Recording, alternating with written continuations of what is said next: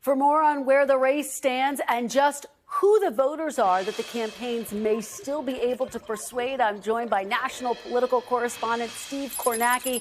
Steve, this race is incredibly tight in the home stretch.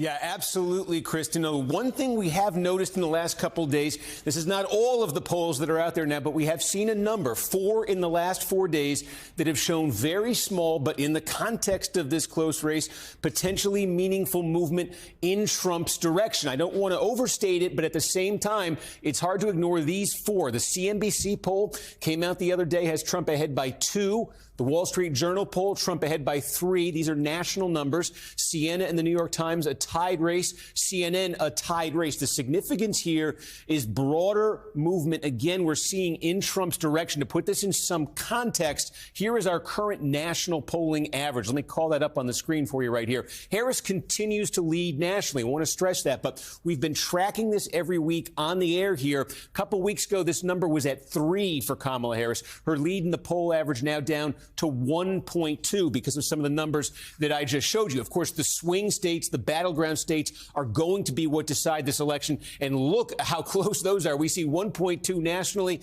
Just about all these swing states are even tighter than that. So Trump certainly a little improvement nationally, but where the race is decided, absolutely razor thin. But what is happening nationally? Well, we can show you from the CNBC poll. They picked up on something that our own NBC poll was suggesting recently, and that is a shift in the image of Kamala Harris. You can see right now in the CNBC poll, 42 positive, 48 negative, higher negative than positive. That's where Trump is, too, largely, 39, 49. The significance is about a month ago when we were polling this, Harris had a higher positive than negative. In our poll, in the CNBC poll, in other polls out there right now, you see Harris now with that negative going back above that positive rating. That said, tons of uncertainty and volatility remain in this race. Check this out. We can show you this morning also from that CNBC poll, looking at this question of persuadable voters, defining them this way.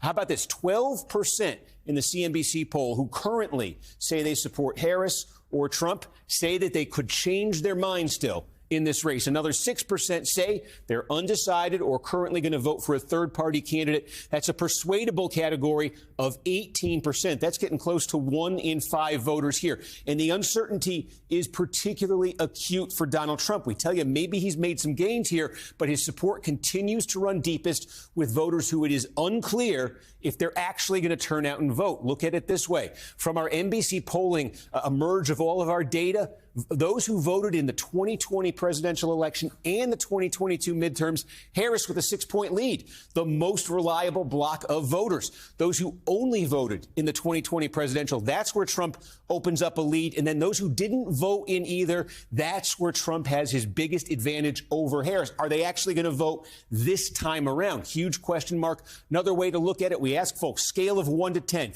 your interest in this election. Again, look at this. Those who rate it the highest, 9 or 10, races tied, 7 or 8, pretty high. Harris is ahead. Here's where Trump cleans up. Those who say 1 to 6. So again, Trump relying on a coalition that, if they turn out, could be powerful for him, Kristen, but that's a big if.